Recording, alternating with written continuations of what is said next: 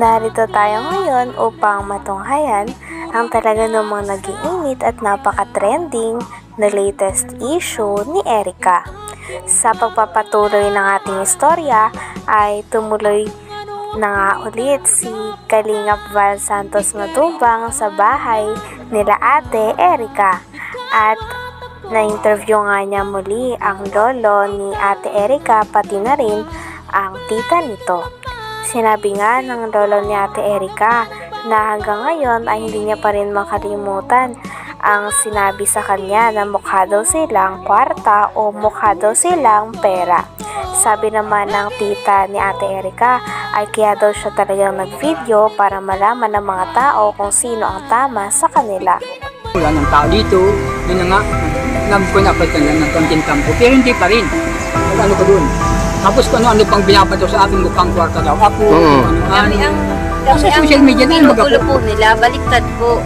Baliktad nila. Kaya nga po ako nag-video niya kasi sobra na po yung mga ginagawa nilang kapwa-anuhan sa amin. Para po malaman po ng mga tao kung sino po sa amin tama. So, po sa mga paratang po nila eh. Nandyan din po yung ebidensya na sinasabi nila sa akin, nandyan hindi ko ini-erase yung mga text. wala, nilinaw ko kasi meron siyang pinost sa social media at na marami nakabasa. Baka naman yung sinasabi niya, meron din katotohanan. Kaya pumunta ako dito. Hindi po kami natatakot, Kuya Bal. At ang nakakatotohanan lang. totoo niya, tutusan niya. Ako ang marunong akong magkuhan sa Yan Kuya Bal, babae na yan. Ito yun. Opo, yan. Ito yan ha. Opo, yan. Ito yan ang mga kalingap po. Siya yan o. butong ginawa. Pinakita pa nga ni Kalingap Val Santos Matubang ang picture ng naninira kay Lolo Miguel at sa tita ni Ate Erica pati na rin sa buong pamilya nila. At sinabi nga ni Lolo Miguel na hindi naman totoo ang kanilang mga pinagsasabi at kaya nga daw nag-video na ang tita ni Ate Erica nang sa ganon ay malaman ng mga tao ang mga kasinungalingan na sinasabi sa kanila. Talagang nagagalit na nga si Lolo Miguel dahil napakaraming sinasabi na hindi totoo dahil sa kanila, lalo na nung lumabas pa ang isang post ng isang babae na involved din sa pag-aaway ni Ate Erica at ng kanyang pamilya. Ano? Nakialam sa buhay ninyo. Hindi ko po alam. Lagi po kausapin niya eh. Ano? Ano sinisira-siraan kayo? Hindi ko po nakikita. Ngayon lang yan. Ngayon ko lang hinapit sa telepon. Yung pong sabing ano niya, yung syuta po niya. Sino shoota? Ano, Shoot. ang pangalan. Jowa nito? Jowa. Ah, may jowa ito, tumboy? Ano pangalan? Si ano, Amy. Basta yung kung nagpunta dito po ng mga ilang. May girlfriend. Opo, yun po ang nagpunta dito. Yun po ang nagano. Pero mabait naman po yun. Mabait naman yun. Pumunta rito. Punta dito. Anong ginawa rito? Yun po, nagpunta po dito nung nandito pa po nung sila Erica na nakatira. Yung mga, Mayroon ka palang jowang tomboy? Wala mo bang pakialam dyan kung may jowa ka o wala? pero mabait po yun. Yan lang. Ngayon, kaninong pera yung ginamit? Pera nila o pera ni Jun Ed? Kaya yun. Yun eh po yun. Kami po ang magpapatunay po doon. Grabe at todo nga ang pagsalungat ng lolo ni Ate Erica sa mga message at post na binabasa sa kanya ni Kalingap Val Santos Matubang. Talagang walang katotohanan daw ang mga ito dahil lang totoo daw ang sinasabi nila. Talagang hindi nga din daw sila natatakot dahil alam din nila sa sarili nila na nagsasabi sila ng totoo. At kitang-kita din na naniniwala naman si Kalingap Val Santos Matubang sa sinasabi ng pamilya at lolo pati na rin ng tita ni Ate Erica. Grabe at patagal ng patagal ay mas lalo na nga umiinit ang mga balita tungkol sa issue ni Ate Erica. Sino nga ba ang talagang may mali sa issue na ito? po, tumigil kayo kung ayaw ninyong malaman ang katotohanan ng mga tao na binabaliktad ninyo sa amin na wala namang kaming alam. Wala naman sa akin. Ayun, kasi andito na po ako mga kalinga para i-clarify ito. Ayoko naman po na parang daldal ko tapos yung pala tama si N. Punyakay Torres, you know?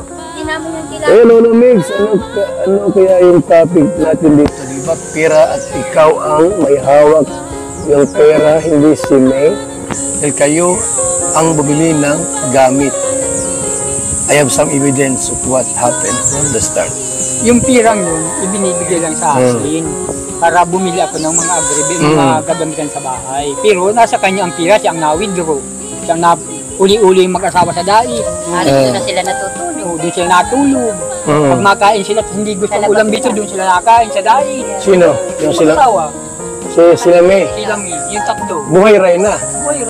Sinabi pa nga sa post na talagang parang sobra na daw ang pamilya, lalo na ang tita ni Ate Erika at ang lolo ni Ate Erika sa kanya. Kaya naman pinagtatanggol nga ng post na ito si Ate Erika at ang kanyang ate.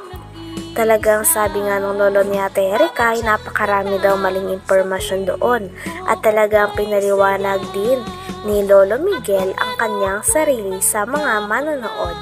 Talagang marami pa nga mga bagay na hindi nalilinaw tungkol sa issue na ito, kaya mareresolba pa kaya ang mga ito?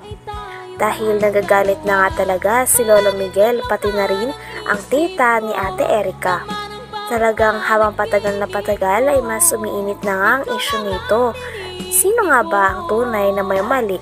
Ang pamilya ba ni Ate Erika o sila Ate Erika at ang kanyang ate?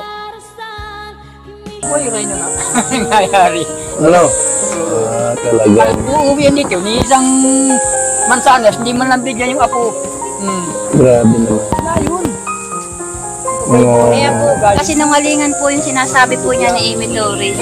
Alam ko po na lagi yan kausap po ni May, magdamag-damag, magkausap po yan lagi dyan po sa kwarto. Yan po lagi ang magkausap. Saka si Sheila May. Umpisa pa po nung hindi pa po lumilitaw si Sir John A, magkausap na po yan. Hanggang dumating si Sir John A, sila na po lagi ang magkausap hanggang ngayon. Sila po ang laging mag-uusap. Nasa likod po si Sheila May kay Amy Torres, siya po yung nagbibigay yata po ng update. Okay. Kaya kumakalat po. Bibigyan ng mga kalita para kumalat sa kanila. Parang tinatakot pa kayo, ah. Nandiyan po yung si Kuya Bal yung yung text nila na kami, gutom na aso, nandyan. Kunin mo daw. Tingnan natin. Kunin mo daw para Pinag-usapan din nila ang mga natanggap ni Ate Erika at ng kanyang ate na mula kay Sir Jun A. Kasama na nga ang pabahay, pati na rin ng NMAX na motor, pati na rin ng tricycle na tulong sa kanila.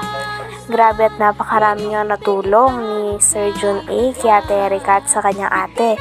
Ngunit ang masamang part lamang ay naiwan nga ang pamilya ni Ate Erika at hindi sila sinama sa bagong bahay at parang kinalimutan na lamang sila na parang pula. motor. Naka-Erika po. Siya po Ginagamit niya. Ngayon, yung pira dito sa pagawa ng bahay, kaninong pira yan? Kay Sir Jordan rin na po po. So hindi lang kalating milyon ang nagastos niya. Hindi po pala malaki yung resort yun. Nahigit pong 1 million yun. Ang alin? Ang halaga nun. Ang alin? Yung bahay po yun. Itong bahay na ito, higit 1 milyon. Hindi po makakapagod natin yung mga Ito ginawa po, ko mga yung asawa nito. Ginawa ko O ayun ang ebidensya. So tayo, kung tutusin, kung puntahin lahat, ba't ang mga 2 million ang pirang brikewan ni Sila na John A? nagpaganda. Baka higit hanggang loob ng bahay. Hindi, kasi may inmax pa.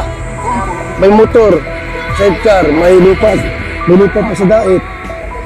Grabe, mayaman si John A. pala, no?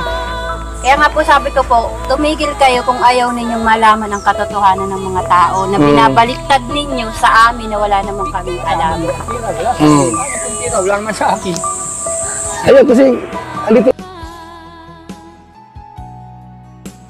Hanggang dito na lamang muna ang ating napakainit, nagtitrending at talaga namang mas nakakaintriga na issue ni Ate Erika.